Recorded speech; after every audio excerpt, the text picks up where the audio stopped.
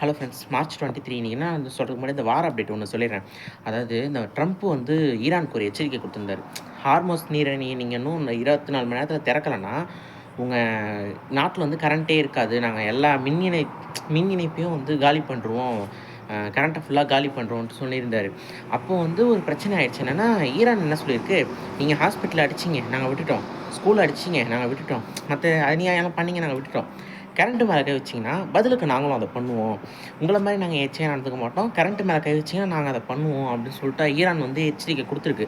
இதில் கவனிக்க வேண்டிய விஷயம் என்னென்னா, ரஷ்யா வந்து ஒரு விஷயம் சொல்லியிருக்கேன். ஏன்னா இப்போ ஈரானில் வந்து நியூக்ளியர் ப்ராஜெக்ட் ஒன்று போயிட்டுருக்கு. அந்த ப்ராஜெக்ட் வந்து யாரும் டைஅப்பில் பண்ணுறாங்கன்னா, ரஷ்யாவும் ஈரானும் சேர்ந்து அந்த விஷயத்தை பண்ணுறாங்க. உங்களுக்கு புரியும்னு நினைக்கிறேன். ஆனால் இதில் இன்னொரு விஷயம் என்னென்னா, அது முன்னாடி ஜெர்மன் பண்ண ப்ராஜெக்ட்டு ஜெர்மன் வந்து கைவிட்டுட்டாங்க. ஸோ ரஷ்யாவும் ஈரானும் சேர்ந்து நடத்திட்டு இருக்கு.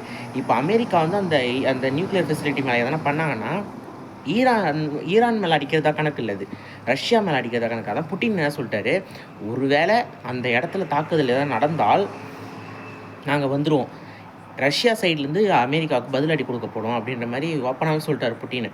ஸோ எனக்கு தெரிஞ்சு பயங்கர பிரச்சனை போயிட்டுருக்கு. அதுவும் இல்லாமல் இந்த ஹார்முஸ் நீரிணையை வந்து ஒரு வேளை எதனாவது எங்கள் நாட்டு மேலே எதனா அமெரிக்கா எதனா பண்ணால் ஈரான் என்ன பண்ணுவோன்னா, கடலில் வந்து இந்த கன்னி வெடிகள், அதாவது மிதக்கிற கன்னி வெடிகள் நாங்கள் மாட்டு கொட்டி விட்ருவோம். அது எங்கே போகுதோ எங்கே வெடிக்குதோ எங்களுக்கு தெரியாது அப்படின்ற மாதிரி சொல்லிட்டாங்க.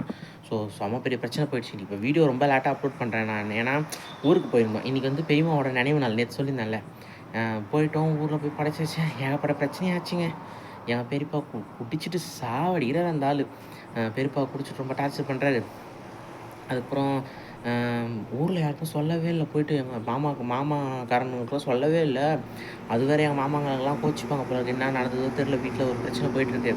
ரெண்டாவது என்ன ஆயிடுச்சுன்னா, அவருங்க அது என் ஃப்ரெண்டு மேட்ரு ஒன்று. ஃப்ரெண்டு இல்லை, விட்டுங்க. அது போயிட்டு கொஞ்சம் பார்த்துக்கிட்டு பேசிகிட்டு இருந்தேன். அந்தமாரி போச்சு. கொஞ்சம் ஜாலியாக இருந்தது இன்றைக்கி.